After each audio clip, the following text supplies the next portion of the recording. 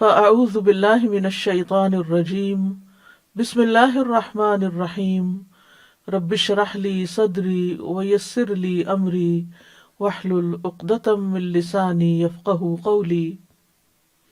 اعوذ باللہ من الشیطان الرجیم بسم اللہ الرحمن الرحیم قل اعوذ برب الناس ملک الناس الہ الناس من شر الوسواس الخناس الذي يوسوس في صدور الناس من الجنة والناس۔ قل اعوذ برب الناس ملک الناس الہ الناس من شر الوسواس الخناس الذي يوسوس في صدور الناس من الجنة والناس۔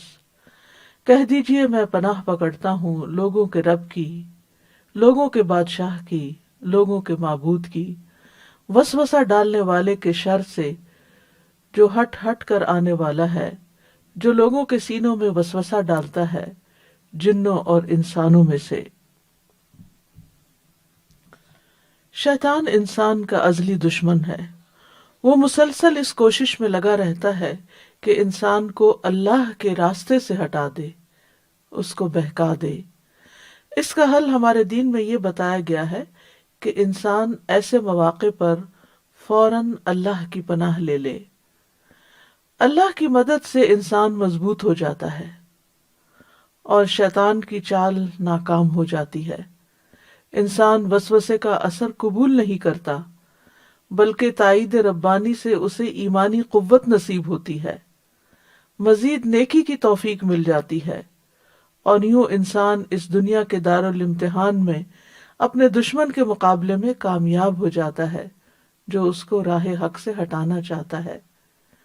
شیطانی وسوسوں سے بچنے کے لیے سورۃ الناس قرآن مجید کے اختتام پر ایک بہت ہی عمدہ رہنمائی فراہم کرتی ہے۔ تو یہ سورت مشتمل ہے انسانوں کے رب، انسانوں کے مالک، انسانوں کے الہ کی پناہ لینے پر، شیطان کے شر سے جو کہ اصل بنیاد اور سبب ہے ہر طرح کے شر کا، وہ جس کا فتنہ اور شر یہ ہے کہ وہ لوگوں کے سینوں میں وسوسے ڈالتا ہے اور شر یا برائی کو خوبصورت بنا کر دکھاتا ہے، اسے خوبصورت شکل میں پیش کرتا ہے، ان کے برائی کے ارتکاب کے ارادے کو ابھارتا ہے، یعنی ان کے اندر یہ ان کو موٹیویٹ کرتا ہے کہ وہ غلط کام کر لیں، ان کے لیے خیر کو کبھی ہی بناتا ہے تو وہ خیر سے پیچھے ہٹ جاتے ہیں، اور ان کو وہ چیز دکھاتا ہے جو اصل میں ہوتی نہیں، اور وہ ہمیشہ اسی طرح وسوسے ڈالتا رہتا ہے۔ اس لیے اللہ سبحانہ وتعالیٰ نے انسان کو یہ تلقین کی کہ وہ اس کے شر کے مقابلے میں اپنے آپ کو اللہ کی حفاظت میں دے دے، اور جو ایسا کرتا ہے اللہ تعالیٰ اس کو حفاظت فراہم فرماتا ہے اور شیطان اپنے مشن میں ناکام ہو جاتا ہے۔ سورۃ الناس ایک بے مثل سورت ہے۔ رسول اللہ صلی اللہ علیہ وسلم نے فرمایا، کیا تم نہیں دیکھتے کہ آج کی رات ایسی آیات اتری ہیں کہ ان کی مثل کبھی دیکھی نہیں گئی، اور وہ قل اعوذ برب الفلق اور قل اعوذ برب الناس ہے، جن کو معوذتین بھی کہا جاتا ہے، اور یہ سب سے افضل تعوذ ہے، یعنی وہ کلمات جن کے ذریعے اللہ تعالیٰ کی پناہ لی جاتی ہے۔ ابن عابس جوہنی رضی اللہ عنہ سے مروی ہے، انہوں نے بتایا کہ رسول اللہ صلی اللہ علیہ وسلم نے انہیں فرمایا، اے ابن عابس، کیا میں تمہیں تعوذ کے سب سے افضل کلمات کے بارے میں نہ بتاؤں جن سے تعوذ کرنے والے تعوذ کرتے ہیں؟ میں نے عرض کیا، یا رسول اللہ کیوں نہیں؟ تو رسول اللہ صلی اللہ علیہ وسلم نے فرمایا، وہ یہ 2 صورتیں ہیں، قل اعوذ برب الفلق، قل اعوذ برب الناس۔ عقبہ بن عامر کہتے ہیں کہ رسول اللہ صلی اللہ علیہ وسلم نے مجھے حکم دیا تھا کہ میں ہر نماز کے بعد معوذات کو پڑھا کروں۔ اسی طرح صبح و شام 3 بار ان صورتوں کو پڑھنے سے ہر چیز سے کفایت ہو جاتی ہے، یعنی ہر شر کے مقابلے میں یہ صورتیں کافی ہو جاتی ہیں۔ تو قل اعوذ برب الناس کا مطلب کیا ہے؟ قل آپ کہہ دیجئے اے رسول صلی اللہ علیہ وسلم، اعوذ میں پناہ لیتا ہوں، پناہ مانگتا ہوں، برب الناس لوگوں کے رب سے، یعنی اس سے حفاظت مانگتا ہوں کیونکہ وہ اکیلا ہی تمام وسوسوں کو، شر کو دور کرنے پر قادر ہے۔ خطاب نبی صلی اللہ علیہ وسلم سے ہے لیکن مخاطب پوری امت ہے۔ اور پھر استعاذہ کا لفظ کا معنی ہوتا ہے پناہ لینا، حفاظت چاہنا، اور رب جو ہے اللہ تعالیٰ کے اسماء حسنہ میں سے ہے، ایک نام ہے۔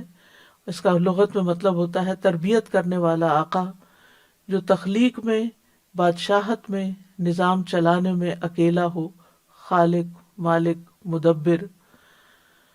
رب الناس وہ ہے جو لوگوں کا مربی ہے، ان کے معاملات کی اصلاح کرنے والا ہوتا ہے، کیونکہ رب وہ ہوتا ہے جو دوسرے کے کام کی تدبیر کو قائم کرے، اس کی حالت کی اصلاح کرے۔ اور رب الناس کہنے کی وجہ کیا ہے کہ اگرچہ وہ لوگوں کا رب ہے، وہ تمام مخلوق کا رب بھی ہے، لیکن لوگوں کا رب کہنے کی 2 وجوہات ہیں۔ ایک تو یہ کہ لوگ قابل تعظیم ہیں، تو ان کا ذکر کر کے بتا دیا کہ اگرچہ وہ عظیم ہے لیکن وہ ان کا بھی رب ہے، یعنی اللہ رب العزت۔ اور دوسری وجہ یہ کہ اللہ نے لوگوں کو شر سے پناہ حاصل کرنے کا، یعنی اللہ تعالیٰ نے لوگوں کو شر سے پناہ حاصل کرنے کا حکم دیا ہے، تو اللہ نے ان کا ذکر کر کے بتا دیا کہ اللہ ہی ہے جو ان کو شر سے پناہ دے سکتا ہے۔ اور الناس میں جن و انس دونوں ہی شامل ہیں، کیونکہ جنوں میں رجال بھی ہوتے ہیں، جیسے کہ سورۃ الجن میں آتا ہے وَأَنَّهُ كَانَ رِجَالٌ مِّنَ الْإِنسِ وَيَعُوذُونَ بِرِجَالٍ مِّنَ الْجِنِّ، کہ بلا شبہ بات یہ ہے کہ انسانوں میں سے کچھ لوگ جنوں میں سے بعض لوگوں کی پناہ پکڑتے ہیں۔ تو اللہ ہمارا رب ہے جس نے ہمیں پیدا کیا، وہی ہمارا مالک ہے، وہی ہمارے تمام امور کا مدبر ہے، وہ تمام جہانوں کا پالنے والا ہے۔ وہ ان کی نہ صرف یہ کہ ان کو رزق دیتا ہے بلکہ ان کی تربیت بھی کرتا ہے، جس چیز میں ان کی خیر اور بھلائی ہوتی ہے اس طرف ان کی رہنمائی بھی کرتا ہے۔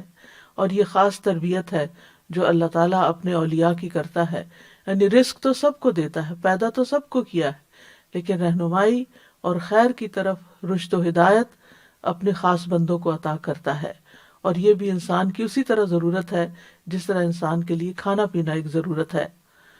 ابراہیم علیہ السلام نے رب کی تعریف یوں کی تھی الذی خلقنی فہو یہدینی، کہ وہ جس نے مجھے پیدا کیا پھر وہ مجھے راستہ بھی دکھاتا ہے۔ والذی هو یطعمنی ویسقینی، وہی ہے جو مجھے کھلاتا ہے اور پلاتا ہے۔ وَإِذَا مَرِضْتُ فَهُوَ يَشْفِينِ، اور جب میں بیمار ہوتا ہوں تو وہی مجھے شفا بھی دیتا ہے۔ وَالَّذِي يُمِيتُنِي ثُمَّ يُحْيِينِ، وہی ہے جو مجھے موت دے گا پھر مجھے زندہ کرے گا۔ تو پیدائش سے آغاز کیا، زندگی کی بنیادی ضروریات کا ذکر کیا، اور پھر مرنے کے ذکر کے بعد دوبارہ پیدائش کا ذکر کیا۔ حقیقت یہ ہے کہ اللہ ہی بندوں کی ساری ضروریات پوری کرتا ہے، اس لیے بندوں کو اسی کی طرف پناہ لینی چاہیے۔ ابو ذر غفاری کہتے ہیں نبی صلی اللہ علیہ وسلم اپنے رب تبارک و تعالیٰ سے روایت کرتے ہیں، نبی صلی اللہ علیہ وسلم اپنے رب تبارک و تعالیٰ سے روایت کرتے ہیں کہ بے شک اللہ تعالیٰ فرماتا ہے اے میرے بندو تم سب گمراہ ہو سوائے اس کے جسے میں ہدایت دوں، بس تم مجھ سے ہدایت مانگو میں تمہیں ہدایت دوں گا۔ اے میرے بندو تم سب بھوکے ہو سوائے اس کے جسے میں کھلاؤں، تم مجھ سے کھانا مانگو میں تمہیں کھانا کھلاؤں گا۔ اے میرے بندو تم سب برہنہ ہو سوائے اس کے جسے میں لباس پہناؤں، تو تم مجھ سے لباس مانگو میں تمہیں لباس پہناؤں گا۔ اے میرے بندو تم سب دن رات گناہ کرتے ہو اور میں سارے گناہوں کو بخشتا ہوں، تو تم مجھ سے بخشش مانگو میں تمہیں بخش دوں گا۔ پھر فرمایا ملک الناس، وہ رب جو لوگوں کا بادشاہ بھی ہے۔ رب کے بعد یہاں ملک یا مالک کا ذکر ہے۔ ملک کا لفظ جو ہے اس کے ساتھ ملتے جلتے لفظ ملک اور مالک اور ملیک بھی ہیں، یعنی مراد اس سے کیا ہے کہ ہر طرح کا قبضہ اور ملکیت کا مالک اللہ ہے. اللہ تعالیٰ کے پاس مکمل اختیارات ہیں، ہر چیز کی اہلیت بھی ہے اور قوت بھی ہے. پھر اسی طرح یہ ہے کہ دونوں میں فرق یہ ہے کہ مالک وہ ہے جس کو کسی چیز کی ملکیت حاصل ہو، اور یہ لازم نہیں کہ اس کے لیے بادشاہت بھی ہو. اور ملک وہ ہوتا ہے جس کو بیک وقت بادشاہت اور ملکیت دونوں حاصل ہوتے ہیں. تو اللہ ہی ہمارا حقیقی بادشاہ ہے، زمین و آسمان اور ساری مخلوقات کا بادشاہ ہے. اس کی بادشاہت میں کوئی شریک نہیں ہے. اللہ کے سوا کوئی بھی کسی چیز کا مالک نہیں ہے. اور یہ دنیا کے سب بادشاہ اللہ کے سامنے عاجز اور کمزور ہیں. زمین و آسمان اس کے قبضے میں ہیں. وہ روزانہ رات کو اپنے بندوں کو پکار کے کہتا ہے انا الملک، میں ہوں بادشاہ، میں ہوں. کون ہے جو مجھ سے دعا کرے میں اسے قبول کر لوں؟ کون ہے جو مجھ سے سوال کرے تو میں اس کو عطا کر دوں؟ کون ہے جو مجھ سے بخشش طلب کرے تو میں اسے بخش دوں؟ یہ مسلسل طلوع فجر تک ہوتا رہتا ہے. اور آج کل رمضان کے دن ہے، صبح اٹھنا تو ہوتا ہی ہے، سحری پکاتے ہوئے، سحری کھاتے ہوئے دل میں زبان سے جس طرح بھی ممکن ہو انسان اپنے رب کی طرف رجوع کرے اور کچھ نہ کچھ اپنے لیے دعائیں مانگتا رہے. کیونکہ اللہ تعالیٰ فرماتے ہیں کون ہے جو مجھ سے بخشش طلب کرے تو میں اس کو بخش دوں، کون ہے جو دعا کرے تو میں دعا قبول کر لوں. یہ دعاؤں کی قبولیت کا ذکر ہے. پھر اس کے بعد الہ الناس کا ذکر کیا گیا کہ جو لوگوں کا الہ ہے، یعنی الہ کہتے ہیں معبود کو جس کی عبادت کی جائے. اللہ ہی صرف ایک الہ ہے، اس کے علاوہ کوئی الہ برحق نہیں، عبادت میں کوئی اس کا شریک نہیں. اور بندے کو صرف ایک ہی الہ کی ضرورت ہے.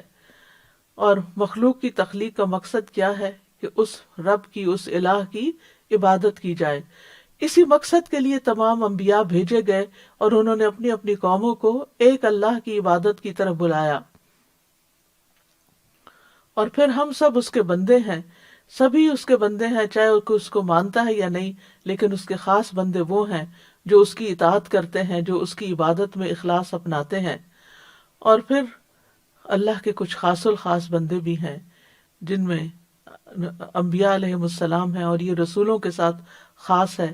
جیسے اللہ تعالیٰ فرماتے ہیں وَاذْكُرْ عِبَادَنَا کے بعد انبیاء کا ذکر، پھر نوح علیہ السلام کے بارے میں فرمایا إِنَّهُ كَانَ عَبْدًا شَكُورًا، پھر نبی صلی اللہ علیہ وسلم کے بارے میں فرمایا سبحان الذی اسریٰ بعبدہ لیلا من المسجد الحرام الی المسجد الاقصی.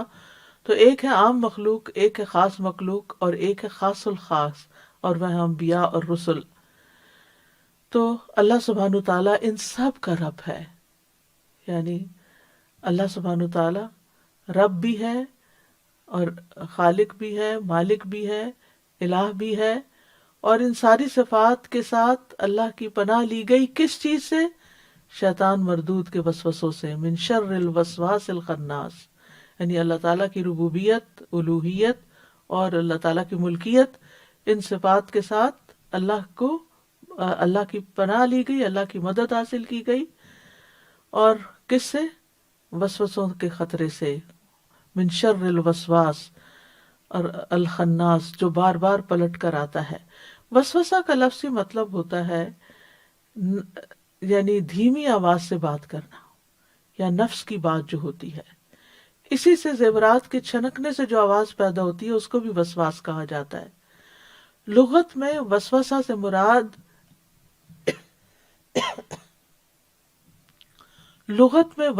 سے مراد ایسی پوشیدہ حرکت یا آواز ہے جسے محسوس نہ کیا جا سکے تاکہ بندہ اس سے بچ سکے.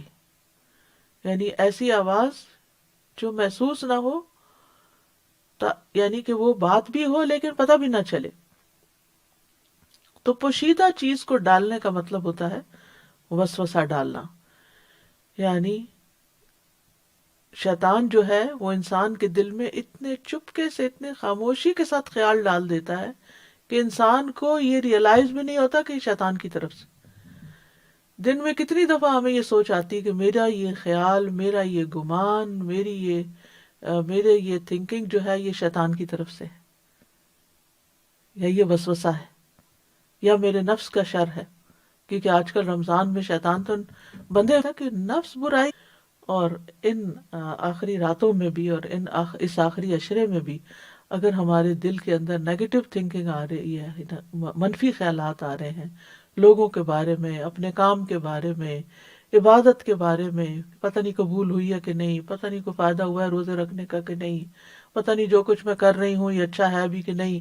یہ سب شیطانی وسوسے ہیں یا پھر آپ کے نفس کا شر ہے کہ نفس جو ہے وہ ان چیزوں پہ زیادہ راضی ہوتا ہے کہ جو عیش و عشرت والی ہوں، یا جو جن کی ظاہری چکا چوند بہت ہو، جس کو لوگ اپریشیٹ کریں، جس پہ واہ واہ ہو، جس پر ہمیں تعریف ملے.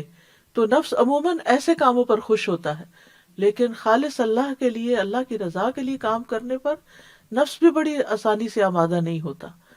اور اسی طرح یقین نہیں آنے دیتا کہ ہم جو کر رہے ہیں اللہ کی اطاعت اور عبادت کا کام یہی کرنا چاہیے اور اس کو چھوڑنا نہیں چاہیے. تو بہرحال شیطان کا وسوسہ ہو یا انسان کے دل میں پلٹ پلٹ پلٹ کے آنے والا خیال، اور پھر اس کے ساتھ چند باتیں اور بھی ملا کے ایک اچھی بھلی نیکی کے کام سے انسان رک جاتا ہے جب انسان ان خیالات سے مغلوب ہو جاتا ہے جو بار بار اس کے دل میں آ رہے ہوتے ہیں. تو یاد رکھیے کہ کوئی بھی ایسی چیز جو بار بار آپ کے دل کو پریشان کرے، سمجھے کہ یہ شیطان کا شر ہے، یہ میرے نفس کا شر ہے، فوراً اللہ کی پناہ لینی چاہیے، یہی صورت پڑھ لینی چاہیے. اور خناس کا مطلب ہوتا ہے بہت زیادہ پیچھے ہٹ جانے والا، یعنی یہ خنس یخنس کا مطلب ہے جب وہ پیچھے ہٹ جائے، یعنی وہ شیطان جو انسان کے ساتھ ہے، جس کو موکل بھی کہا جاتا ہے، یہ انسان کے لیے خواہشات کو مزین کرتا ہے، اور پھر جب انسان اللہ کا ذکر کرتا ہے تو پیچھے ہٹ جاتا ہے، لیکن پیچھے نہیں ہٹتا، پھر دوبارہ پلٹ کے آتا ہے. پھر جب انسان اللہ کا ذکر کرتا ہے پھر پیچھے ہٹ جاتا ہے، لیکن پھر اپنا کام نہیں چھوڑتا جب تک انسان دیکھ نہیں لیتا کہ اب یہ یا تو یہ باز آنے والا نہیں، یا یہ کہ اب یہ میرے ٹریپ میں آ گیا، پکڑ لیا میں نے شکار. تو اس لیے ہمیں ہر وقت چوکنا رہنے کی ضرورت ہے کہ جو باتیں ہم سوچ رہے ہیں کیا واقعی ان کی کوئی حقیقت بھی ہے یا نہیں ہے. اور الذی یوسوس فی صدور الناس، اور یہ وسوسے ہوتے کہاں ہیں؟ انسان کے سینے میں، جو دل کی طرف داخل ہونے کی جگہ ہے. تو سینے میں سے ہو کر آنے والے خیالات ہی دراصل دل پر وارد ہوتے ہیں. پہلے سینے پہ جمع ہوتے ہیں اور پھر دل میں داخل ہو جاتے ہیں. یعنی پہلے ایک لیئر ہوتی ہے، پھر اس کے بعد اگلی طرف اپنا یعنی رستہ بناتے ہیں. اگر تو انسان اللہ کی پناہ لیتا ہے اور اس خیال کو جھٹک دیتا ہے اور اپنا محاسبہ خود کر لیتا ہے کہ میں جو سوچ رہا ہوں اس سے میرے دین کو فائدہ ہے یا میری آخرت کو فائدہ ہے، یا مجھے اس سے بہت ثواب ملنے والا ہے، یا یہ کہ میں ایک بہانہ ڈھونڈ رہا ہوں نیکی کے ایک کام سے باہر نکلنے کا.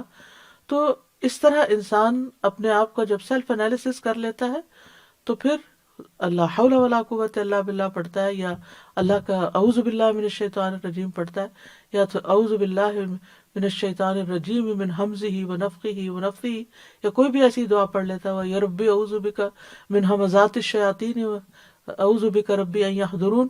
یعنی جو بھی انسان پڑھتا ہے تو پھر انسان اس چکر سے باہر نکل آتا ہے اور شیطان دل میں نہیں جا کے جما سکتا. اور شیطان کے جو وسوسے ہیں ان کے بارے میں مقاتل کہتے ہیں کہ شیطان خنزیر کی شکل میں ہوتا ہے، وہ ابن آدم کی شریانوں میں اس طرح دوڑتا ہے جیسا کہ خون دوڑتا ہے. اللہ نے اس کو اس کام پر غلبہ دے دیا ہے، یعنی ایسا کر لیتا ہے وہ. اور اس کے وسوسے سے مراد وہ دھیمی آواز کے ساتھ اپنی اطاعت کی طرف دعوت دیتا ہے. وہ آواز ظاہر میں سنائی دیے بغیر دل تک پہنچتی ہے، یعنی وہ آواز کی آواز نہیں ہوتی. وہ وسوسہ جو ہے وہ ایسی آواز ہے جس کی ساؤنڈ نہیں ہوتی، لیکن وہ آہستہ آہستہ دھیرے دھیرے دھیرے دل پر جا کے اٹیک کرتا ہے. اور یاد رکھیے ہمارا سارا جسم جو ہے وہ دل کے تابع ہے. جب کوئی چیز دل کو جا پکڑتی ہے تو وہ سب جگہ پھیل جاتی ہے، اور دل سے ہی خون پمپ ہوتا ہے، اور شیطان خون کی طرح دوڑ رہا ہوتا ہے تو وہ پھر ہمارے سارے اعضاء کو، حتیٰ کہ سوچنے سمجھنے کی صلاحیت کو بھی معطل کر کے رکھ دیتا ہے. اور ذکر سے غفلت کی حالت میں خاص طور پر شیطان وسوسے ڈالتا ہے. قتادہ کہتے ہیں انسان کے سینے میں شیطان کی اسی طرح تھوتنی ہوتی ہے جس طرح کتے کی تھوتنی ہوتی ہے. تو جب ابن آدم اللہ کے ذکر سے غافل ہو جاتا ہے تو وہ اس میں وسوسہ ڈالتا ہے، اور جب بندہ اپنے رب کا ذکر کرتا ہے تو پیچھے ہٹ جاتا ہے. تو شیطان کے وسوسوں کی کچھ اقسام ہیں، مثلا انسان کے ایمان کو خراب کرنا، عقائد میں شک پیدا کرنا، پھر جب دیکھتا ہے کہ نہیں عقیدہ تو نہیں اس کا بگڑ رہا، تو پھر نافرمانی کا حکم دیتا ہے. جب اس پہ قدرت حاصل نہیں ہوتی تو نیکی سے روک لیتا ہے. یعنی ایک ہے گناہ کا حکم دینا، اور ایک اسے پتا ہے اس نے غلط کام نہیں کرنا ہے، اس بندے نے بڑا مخلص ایماندار بندہ ہے، لیکن یہ جو نیکیوں کے بھاگ بھاگ کے کام کر رہا ہے بڑے شوق ذوق سے، اس سے اس کو روک لو. اور پھر جب اس پہ قدرت حاصل نہیں ہوتی تو عبادت کر چکتا ہے انسان، تو اس میں ریاکاری داخل کر لیتا ہے کہ اس طرح ضائع کرا دے. اور اگر انسان ریاکاری سے بھی بچ جائے تو دل میں خود پسندی ڈال دیتا ہے، اعجاب بالنفس ڈال دیتا ہے، اور اس کے عمل کو بڑھا کر دکھاتا ہے کہ تم نے تو اس رمضان میں بہت محنت کر لی، بہت کام کر لیے. اسی میں سے ہے کہ وہ دل میں حسد، کینے اور غصے کی آگ کو دہکاتا ہے. یعنی یہ بھی شیطان کا شر ہوتا ہے کہ انسان کے اندر حسد پیدا کرتا ہے، کینہ، یعنی کوئی دل میں بات آ گئی کسی کے خلاف جانے ہی نہیں دیتا، پلٹ پلٹ کے وہی سوچواتا ہے، اور غصے کی آگ کو دہکاتا ہے، یہاں تک کہ انسان کو برے اعمال اور کبھی حالات کی طرف کھینچ کے لے جاتا ہے. تو اس کے شر سے بچنا آسان نہیں ہے سوائے اللہ کی مدد کے. اسی طرح یہ ہے کہ 2 رکعتیں پڑھی ہیں یا 4 پڑھی ہیں، اس میں شک ڈال دیتا ہے. ابن تیمیہ کہتے ہیں کتاب الایمان میں کہ مومن کبھی شیطان کے ایسے. ابن عباس کہتے ہیں کہ آدمی نبی صلی اللہ علیہ وسلم کی خدمت میں آنے کی بجائے کوئلہ ہو جانا اسے زیادہ پسند ہے. تو رسول الذی رد کیدہ الی الوسوسہ، اور یہی جملہ اگر انسان پڑھے وسوسہ آتے وقت تو بھی وسوسہ دور ہوتا ہے. یعنی اس وسوسے کا پیدا ہونا اور انسان کے دل میں اس کی کراہیت ہونا، اس کا اس وسوسے کو دل سے دور ہٹانا، یہی خالص ایمان کی علامت ہے. جیسا کہ ایک مجاہد کی مثال ہے، اس کے پاس دشمن حملہ کرنے کے لیے آ جائے تو وہ دفاع کرتا ہے، اس کو دور ہٹاتا ہے یہاں تک کہ اس پر غالب آ جاتا ہے، اور یہ بہت بڑا جہاد ہوتا ہے. یہاں تک کہ ابن تیمیہ کہتے ہیں یہی وجہ ہے کہ طلبہ علم اور اللہ کے خاص بندوں کو، یعنی طلبہ علم جو ہے، طالب علم جو ہیں اور اللہ کے خاص بندوں کو ایسے وسوسے اور شبہات لاحق ہوتے ہیں جو دوسروں کو نہیں آتے، کیونکہ دوسرے اللہ کی شریعت اور اس کے منہج پہ نہیں چل رہے ہوتے، بلکہ وہ اپنی خواہشات پر ہی جھکے ہوئے ہوتے ہیں اور اپنے رب کے ذکر سے غافل ہوتے ہیں، اور یہی شیطان کا مقصد ہے. ان کے برعکس وہ لوگ جو علم اور عبادت کی صورت میں اپنے رب کی طرف متوجہ ہوتے ہیں، شیطان انہی لوگوں کا دشمن ہے. یہ ان کو اللہ سے روکنا چاہتا ہے، خیر کے کام سے روکنا چاہتا ہے. اسی طرح آپ دیکھیں کہ مل جل کے کام کرنے میں کتنی برکت ہے، لیکن جو لوگ دین کا کام مل جل کر کر رہے ہوتے ہیں ان پر اور طرح کے وسوسے لا کے ڈالتا ہے کہ تمہاری تو کوئی قدر ہی نہیں، تمہاری کوئی قیمت ہی نہیں، تمہاری کوئی ویلیو ہی نہیں، تمہیں تو کوئی پوچھتا نہیں، تمہاری تو کوئی یعنی تو تمہاری کوئی شان و شوکت ہی نہیں، لوگ تمہاری عزت ہی نہیں کرتے، کوئی تمہاری بات نہیں سنتا، تو تمہیں کیا فائدہ، تم خود اپنا کچھ کر لو. اور اسی طرح کے وسوسوں میں آ کے بہت سے لوگ اجتماعیت سے نکل جاتے ہیں، جس کے نتیجے میں نہ وہ اکیلے کچھ بہت بڑی پرفارمنس اختیار کرتے ہیں، یعنی ہوتی ہے ان سے، اور نہ ہی پھر دین کو کوئی فائدہ ہوتا ہے. پھر اسی طرح یہ ہے کہ وسوسوں کی پہچان یہ ہے کہ انسان، یعنی پہچان اس طرح ہوتی ہے کہ انسان جس چیز کو بڑے ذوق و شوق اور ایمان کے جذبے کے ساتھ کر رہا ہوتا ہے، وہ جذبہ ٹھنڈا پڑنے لگتا ہے، وہ ایمان کمزور ہونے لگتا ہے. پھر یہ ہے کہ وسوسوں کا آنا جو ہے یہ شیطان کا مکر و فریب ہے. جو وسوسوں کو قبول کر لیتا ہے اس کا ایمان کمزور ہوتا ہے. وسوسوں کا آنا ایمان کی کمزوری نہیں، وہ تو مومن ہر ایک کے دل میں کچھ نہ کچھ ڈالے گا، لیکن اس کو قبول کر لینا، اسے ایکسیپٹ کر لینا، اس کو فیکٹ سمجھ لینا، یعنی ان خیالات کو ایک حقیقت بنا لینا، یہ ایمان کی کمزوری کی دلیل ہے. تو جو شخص وسوسوں کے پیچھے نہ پڑے اور اپنے رب پر بھروسہ کر لے، اس کا ایمان مضبوط ہے، اور اگر ایسا کر لیتا ہے تو مزید پہلے سے بھی زیادہ مضبوط ہو جاتا ہے. اور جو وسوسے کی پیروی کر لے تو اس کا ایمان کمزور ہے، اور پھر وہ اس کو اور نیچے دھکیلتا ہے. لیکن یاد رکھیے کہ شیطان کے وسوسوں میں بذات خود کوئی طاقت نہیں ہے، یہ انسان ہی اس کو قبول کر کے طاقت دیتا ہے یا ریجیکٹ کر کے ان کو کمزور کر دیتا ہے.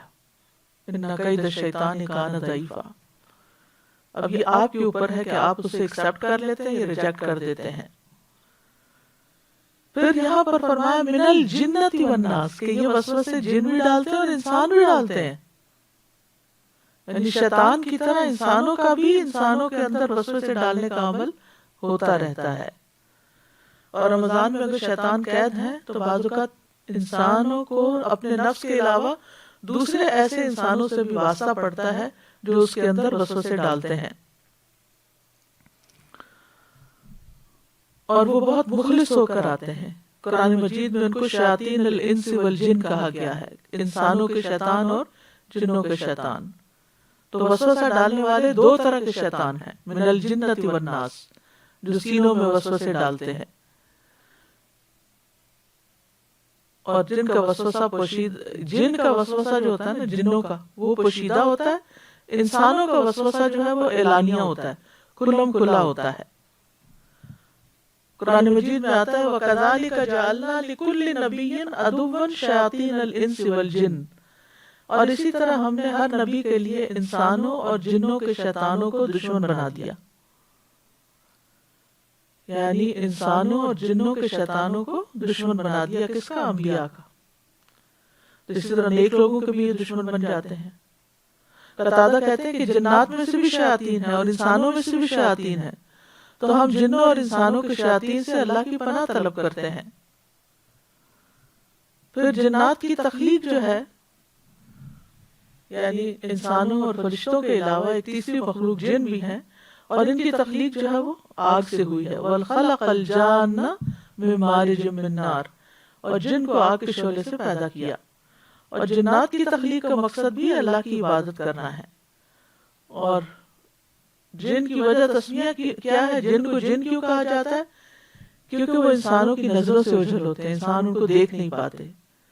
جیسے باغ کو جنت کہا گیا کیونکہ اس کے درختوں کی ٹہنیاں ایک دوسرے کے اندر لپٹی بھی ہوتی ہیں. اور ماں کے پیٹ میں جو بچہ ہوتا ہے اس کو جنین کہا جاتا ہے کیونکہ وہ بھی نظر نہیں آتا.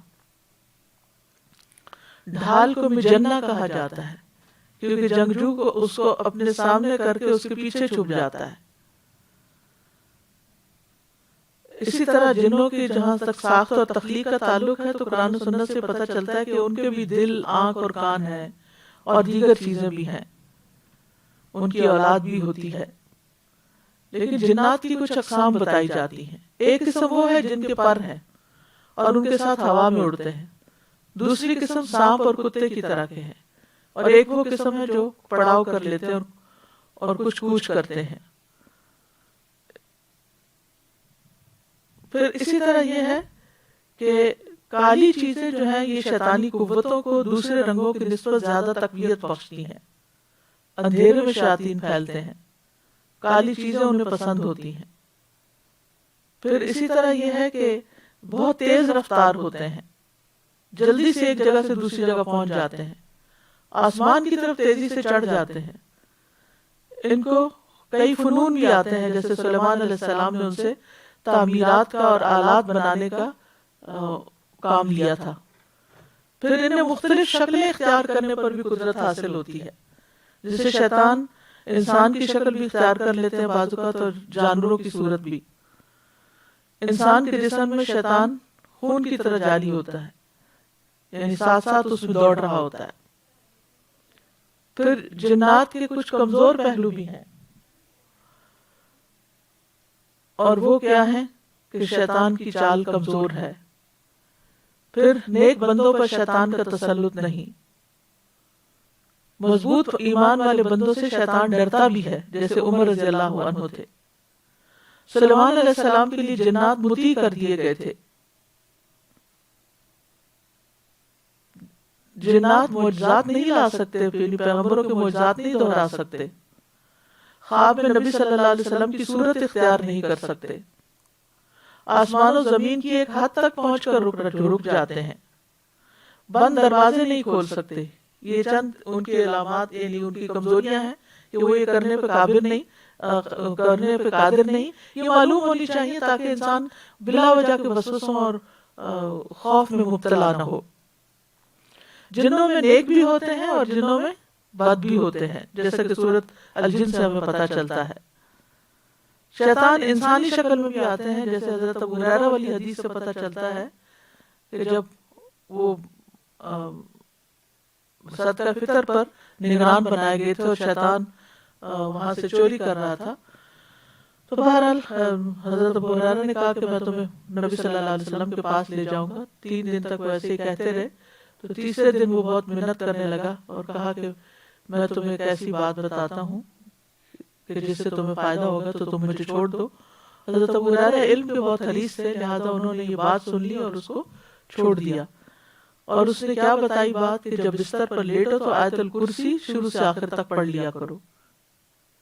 اس نے مجھ سے بھی کہا کہ اللہ کی طرف سے تم پر ایک نگران مقرر رہے گا، یعنی یہ بات بھی کہی، اور صبح تک شیطان تمہارے قریب بھی نہیں آ سکے گا.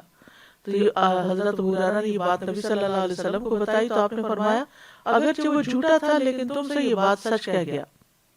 اے ابو ہریرہ کیا تم جانتے ہو تم 3 راتوں سے کس سے باتیں کر رہے تھے؟ انہوں نے کہا نہیں. آپ نے فرمایا وہ شیطان تھا. پھر اسی طرح یہ ہے کہ ان کے رہائش گاہیں جو ہیں وہ ناپاک جگہ بھی ہوتی ہیں اور گھروں میں بھی اپنا ٹھکانہ بنا لیتے ہیں.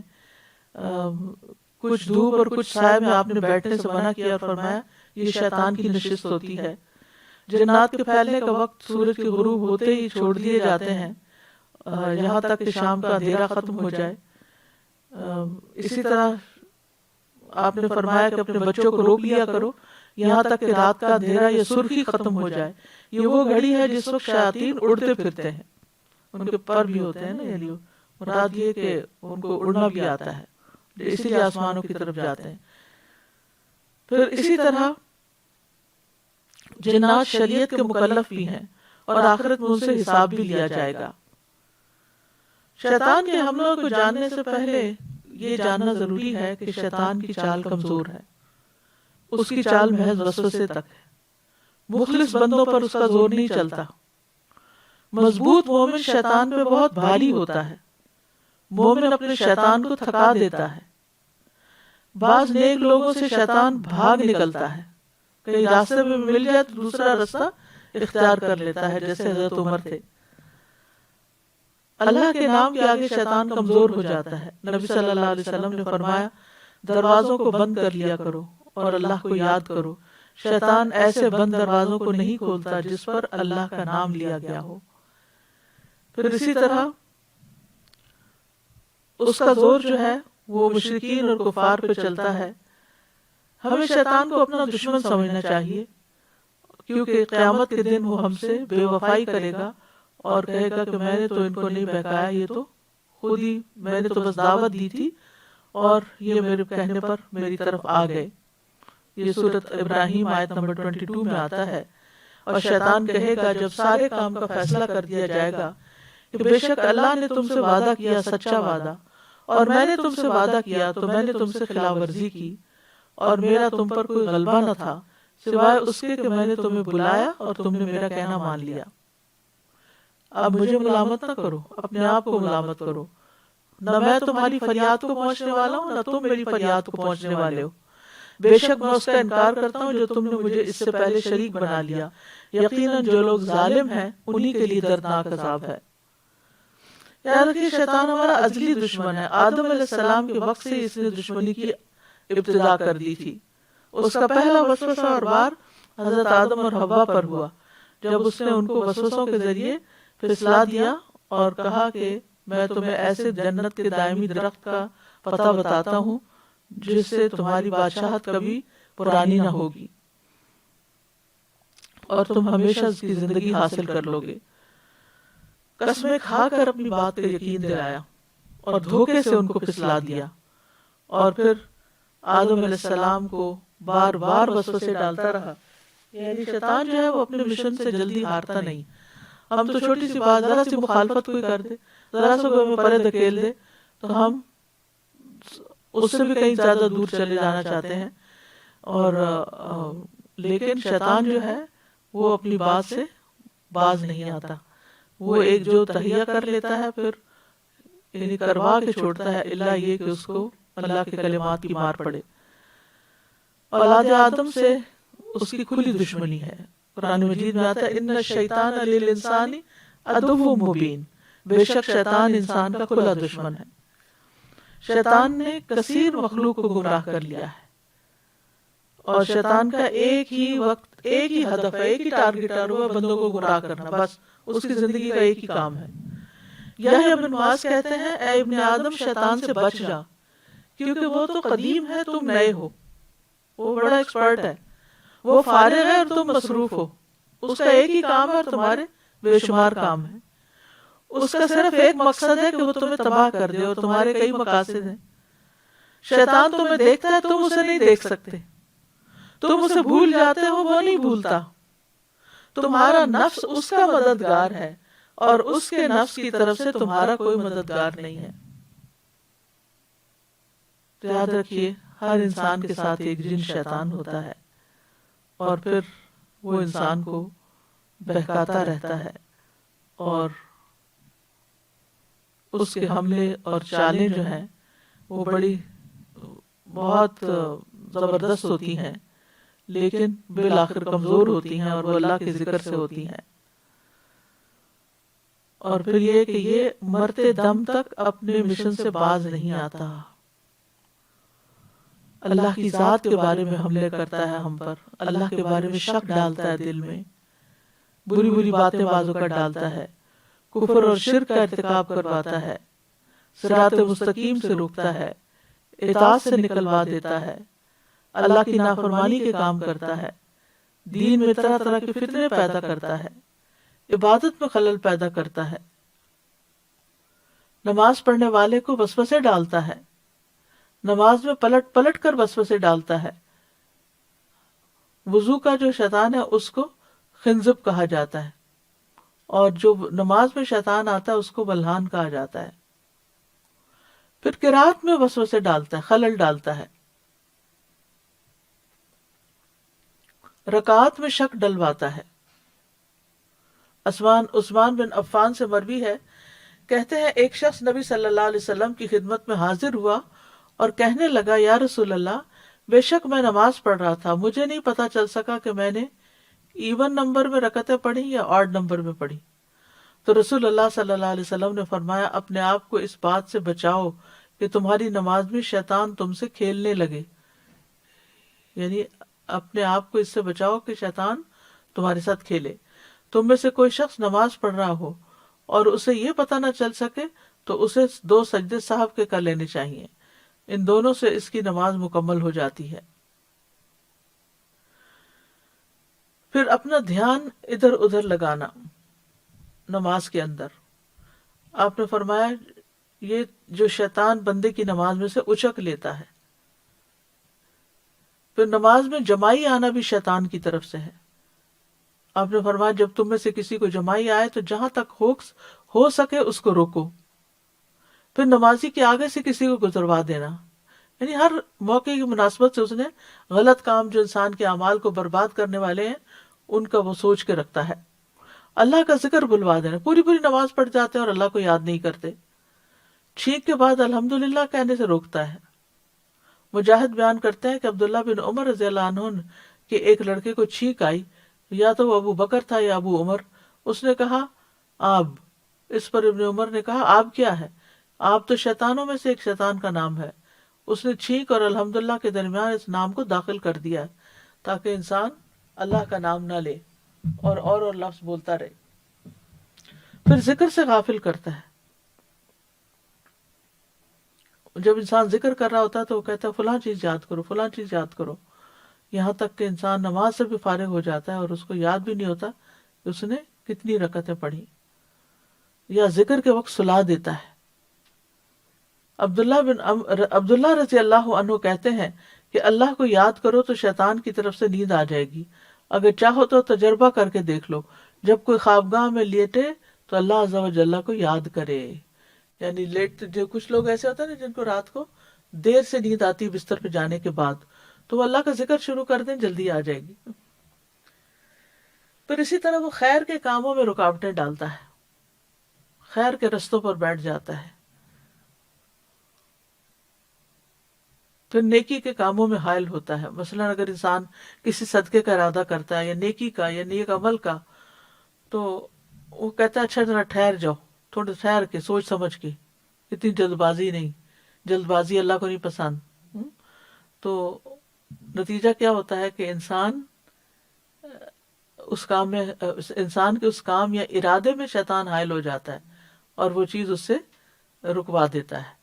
پھر صدقے کے وقت فقر کا احساس دلاتا ہے کہ تم بھوکے پڑ جاؤ گے، تمہارا کیا بنے گا، تمہاری اولاد کا کیا ہوگا. پھر انسان کو اہم کام سے بے اہم کاموں میں لگاتا ہے، یعنی بے مقصد چیزوں میں لگاتا ہے. اب ہریرہ کہتے ہیں کہ نبی صلی اللہ علیہ وسلم نے ایک آدمی کو کبوتری کے پیچھے بھاگتے ہوئے دیکھا. آپ نے فرمایا ایک شیطان دوسری شیطانہ کا پیچھا کر رہا ہے، پیچھا کر رہے ہیں، شیطان شیطان کے پیچھے بھاگ رہا ہے. یعنی یہ کوئی کام ہے کرنے کا کہ تم اس کے پیچھے بھاگ رہے ہو، کبوتروں سے کھیل رہے ہو. پھر برے کاموں کو مزین کرتا ہے، برائی اور بے حیائی کے کام کرواتا ہے، لباس میں بے حیائی کرواتا ہے، برے اعمال مزین کروا دیتا ہے، اپنی آواز سے بہکاتا ہے، لوگوں کو گانے بجانے میں لگاتا ہے، خواہش کے راستے سے آتا ہے. شیطان عورت کے ذریعے حملہ کرواتا ہے. سعید بن مسیب کہتے ہیں شیطان ابن آدم سے کبھی مایوس نہیں ہوتا اور کچھ نہ بن پڑے تو عورتوں کے حوالے سے اس کے پاس آتا ہے. عورت کو فتنہ بنا دیا، یعنی کہ عورت کا بھی ایک فتنہ ہے. تو آپ نے فرمایا کوئی مرد کسی عورت کے ساتھ تنہا نہیں ہوتا مگر اس کے ساتھ تیسرا شیطان ہوتا ہے. پھر اسی طرح ہر نظر میں، بری نظر میں شیطان کی ہرس ہوتی ہے. نبی صلی اللہ علیہ وسلم نے فرمایا گناہ دلوں پر غلبہ پاتے ہیں اور ہر نظر میں شیطان کی گمراہ کرنے کی ہرس ہوتی ہے کہ اس کے ذریعے اس کو اور غیر ضروری چیزوں میں ملوث کر دے. آپس کے تعلقات میں خرابیاں پیدا کرتا ہے، عداوت اور نزاع پیدا کرتا ہے، آپس میں لڑائیاں ڈلواتا ہے، انسانوں میں فتنے پیدا کرتا ہے، میاں بیوی کے درمیان جدائی ڈالتا ہے، شوہر کو بیوی پر غصہ دلاتا ہے، آپس میں لڑوا کر غصہ دلواتا ہے، بچوں کے درمیان حسد پیدا کرتا ہے جیسے اخوان یوسف، سرگوشیوں کے ذریعے بندوں کو غمگین کرتا ہے. شیطان کے کچھ اور بھی مکر و فریب ہیں، جس طرح اللہ کی نعمتوں پر مغرور کر دیتا ہے بندے کو کہ تم سب سے بہتر ہو، اور پھر بندوں پہ تکبر کرواتا ہے، اللہ کی ذات کی رضا کے علاوہ خواہشات کی پیروی سکھاتا ہے، روزمرہ کے معمولات میں اپنا حصہ ڈالتا ہے. آپ صلی اللہ علیہ وسلم نے فرمایا بے شک شیطان تم میں سے ہر ایک آدمی کے پاس اس کے کام کے وقت موجود رہتا ہے، یہاں تک کہ اس آدمی کے کھانا کھانے کے وقت بھی اس کے پاس ہوتا ہے. لہٰذا جب تم میں سے کسی کا لقمہ گر جائے تو اسے چاہیے کہ گندگی صاف کر کے پھر اسے کھا جائے اور اس لقمے کو شیطان کے لیے نہ چھوڑے، اور جب کھانا کھا کر فارغ ہو جائے تو اپنی انگلیاں چاٹ لے، کیونکہ وہ نہیں جانتا کہ برکت اس کے کھانے کے کس حصے میں ہے. پھر اسی طرح شیطان اگر بسم اللہ پڑھ کے گھر میں داخل نہ ہو اور بسم اللہ پڑھ کے دروازہ بند نہ کرے اور بسم اللہ پڑھ کے کھانا نہ کھائے تو شیطان ہر چیز میں شریک ہو جاتا ہے. پھر اسی طرح بائیں ہاتھ سے لینا دینا، جمائی کے وقت شیطان ہنستا ہے. اللہ کی نافرمانی کی طرف جانے میں شیطان کا بہت بڑا ہاتھ ہوتا ہے، فضول خرچی کرواتا ہے. قرآن مجید میں آتا ہے وَآتِ ذَا الْقُرْبَى حَقَّهُ وَالْمِسْكِينَ وَلَا تُبَذِّرْ تَبْذِيرًا إِنَّ الْمُبَذِّرِينَ كَانُوا إِخْوَانَ الشَّيَاطِينَ، اور رشتہ دار کو اس کا حق دیا کرو. وَآتِ ذَا الْقُرْبَى حَقَّهُ، اور رشتہ دار کو اس کا حق دو، اور مسکین اور مسافر کو اس کا حق ادا کرو، اور فضول خرچی نہ کرو. فضول خرچی کرنے والے شیطانوں کے بھائی ہیں اور شیطان اپنے رب کا بہت ناشکرا ہے. تو شیطانی حملوں سے حفاظت کے لیے اگر کسی کو محسوس ہو کہ اس کے اوپر اس طرح کے حملے بہت ہو رہے ہیں جن کا ابھی ہم نے پیچھے ذکر کیا، تو اللہ کی پناہ ہی میں اصل پناہ ہے اور کوئی بھی پناہ نہیں دے سکتا. لہٰذا سب سے پہلے انسان اپنی توحید کو خالص کرے، یعنی اپنے رب کے ساتھ اپنے معاملے کو صاف کرے، پھر اللہ پر توکل کرے، تقوی کے نور سے وسوسوں کو ہٹائے، نیک اعمال اور عبادات کو لازم کر لے اور برائیوں سے بچے، کثرت سے اذکار کرے، ہر موقع کے اذکار کرے، صبح و شام کے، نمازوں کے بعد کے، میت کی بخشش کے، پھر سواری پہ بیٹھ کر بھی اللہ کا ذکر کرے۔ اللہ کے ذکر کا فائدہ یہ ہوتا ہے کہ شیطان حقیر ہو جاتا ہے، تھک جاتا ہے۔ جیسے ابھی آپ کو بتایا الوسواس الخناس پڑھ کر انسان 11 دفعہ یعنی اپنے اوپر، یعنی الوسواس الخناس پوری صورت پڑھ کے یعنی وسواس سے پناہ لے، اور اس طرح پھر یہ کہ وہ تھک جاتا ہے اور حقیر ہو جاتا ہے۔ ابن عباس کہتے ہیں کہ جب انسان بھول میں پڑ جاتا ہے یا غفلت کی حالت میں ہوتا ہے تو شیطان ابن آدم کے دل پہ بیٹھ جاتا ہے، اسے وسوسہ ڈالتا ہے، پھر جب انسان اللہ کا ذکر کرتا ہے تو وہ رک جاتا ہے۔ 3 دفعہ ویسے تو پڑھنا چاہیے صبح شام اور نمازوں کے بعد ایک دفعہ، لیکن یہ ہے کہ اگر کسی کو دم کرنا ہو، کسی کے اوپر جنات کا اثر ہو یا پوزیس ہو تو اس صورت میں 11 دفعہ پڑھ سکتے ہیں۔ اذکار جو ہوتے ہیں وہ ایک زرہ کی طرح ہوتے ہیں اور شیطان کو آنے نہیں دیتے۔ اسی طرح صفائی ستھرائی کا اہتمام کرنا چاہیے، جسمانی صفائی کا، یعنی دن کی ابتدا 3 کاموں سے۔ آپ نے فرمایا شیطان تم میں سے ہر ایک آدمی کی گردن پہ جب وہ سو جاتا ہے 3 گریں لگاتا ہے، روز 3 گریں لگتی ہیں، ہر ایک گرہ پر پھونک مارتا ہے ابھی رات بڑی لمبی ہے۔ جب کوئی بیدار ہوتا ہے اور اللہ کا ذکر کرتا ہے، دعا پڑھتا ہے تو ایک گرہ کھل جاتی، وضو سے دوسری اور نماز سے تیسری، اور انسان حشاش بشاش خوش مزاج اٹھتا ہے۔ اسی طرح اٹھ کر ناک جھاڑنی چاہیے۔ نبی صلی اللہ علیہ وسلم نے فرمایا جب تم میں سے کوئی نیند سے بیدار ہو اور وضو کرے تو 3 مرتبہ ناک میں پانی ڈال کر جھاڑے، کیونکہ شیطان اس کی ناک کے بانسے میں رات گزارتا ہے۔ پھر گھر کو شیطانی چیزوں سے پاک کرنا چاہیے۔ آپ نے فرمایا گھنٹی شیطان کا باجا ہے۔ رات ہوتے ہی شیطان سے حفاظتی اقدامات کرنے چاہیے، بچوں کو روک لینا چاہیے، دروازے بند کر لینے چاہیے اور اللہ کا نام لینا چاہیے۔ مشکیزوں کو بھی بند کر لیں، برتنوں کو ڈھانک دیں۔ پھر شیطان سے بچنے کا ایک اور طریقہ قرآن سے مضبوط تعلق۔ قرآن کو تھامنا شیطان کی گمراہیوں سے بچانے کا ذریعہ ہے۔ پھر استعاذہ یعنی تعوذ والی دعائیں جو ہیں، اعوذ باللہ من الشیطان الرجیم، اور اسی طرح جو دیگر دعائیں ہیں جن میں شیطان کے وسوسے، اس کی پھونک اور تھوک سے پناہ مانگی گئی، من ہمزہ ونفخہ ونفثہ۔ اور پھر شیطان کو برا بھلا کہنے کی بجائے اللہ کی پناہ لینی چاہیے، کیونکہ شیطان بہت خوش ہوتا ہے جب ہم اس کو برا بھلا کہتے ہیں، کیونکہ وہ سمجھتا ہے میں کامیاب ہو گیا ہوں، جو میرا مشن تھا وہ پورا ہو گیا۔ پھر یہ ہے کہ بیت الخلاء میں جاتے ہوئے تعوذ پڑھنا چاہیے، اللہم انی اعوذ بک من الخبث والخبائث۔ پھر کتے کے بھونکنے اور گدھے کی آواز سن کر، پھر گھبراہٹ کے وقت اعوذ بکلمات اللہ التامۃ من غضبہ وشر عبادہ ومن ہمزات الشیاطین وان یحضرون۔ پھر رقیہ کرتے وقت، مسجد میں داخل ہوتے وقت، کسی منزل پہ اترتے وقت، برا خواب دیکھتے ہوئے، پھر عقائد پر اگر شیطانی وسوسے آ رہے ہوں، اللہ کے بارے میں شک ہو یا آخرت کے بارے میں، تو اس وقت، پھر صبح شام۔ پھر اسی طرح یہ ہے کہ کرنے کے کاموں میں یہ ہے کہ وسوسوں سے اعراض برتیں، دل کو اتنا چمکا کے رکھیں کہ ذرا سا بھی وسوسہ آئے تو فوراً آپ الرٹ ہو جائیں۔ اور یہ تقوی والوں کے لیے ہوتا ہے، اذا مسہم طائف من الشیطان تذکروا فاذا هم مبصرون، کہ وہ ایک دم الرٹ ہو جاتے ہیں کہ نہیں نہیں نہیں، یہ تو بالکل بہت منفی بات ہے، نیگیٹو تھنکنگ ہے، شیطان کا وسوسہ ہے، مجھے اس کو چھوڑ دینا ہے۔ اور پھر اعراض برتنا ہے وسوسوں سے، کیونکہ شیطان تو چاہتا ہے کہ انسان کو آکیوپائڈ رکھے۔ پھر اسی طرح یہ ہے کہ وسوسوں سے جان چھڑانے کے کئی ایک راستے ہیں۔ مثلاً جتنے بھی ہمارے کام ہیں نا، ان کے شروع میں بسم اللہ پڑھی جائے، کھانا پینا، لباس پہننا، اسی طرح پھر یہ چیز شیطان کے وسوسوں سے حفاظت کا ذریعہ بن جاتی ہے۔ پھر اللہ کے کتاب کے ایک مقرر حصے کی تلاوت لازمی کرنی چاہیے، روزانہ رب پڑھیں۔ رمضان میں تو لوگ 1 سپارہ روزانہ کا پڑھ ہی لیتے ہیں، لیکن بعد میں پھر بھول جاتے ہیں۔ تو اپنی ہیبٹ بنائیں کہ نو میٹر واٹ، تنگی ہو خوشحالی ہو، ہر روز چاہے سپارہ پڑھیں یا آدھا پڑھیں یا رب پڑھیں، لیکن کچھ نہ کچھ مقرر کر کے ضرور پڑھیں۔ پھر مسجد میں نماز باجماعت، یہ مردوں کے لیے ہے۔ سنت مؤکدہ اور قیام اللیل پر دوام، جب وضو ٹوٹے دوبارہ وضو کر لیا جائے، اور اللہ کی تخلیق میں غور و فکر کرنا۔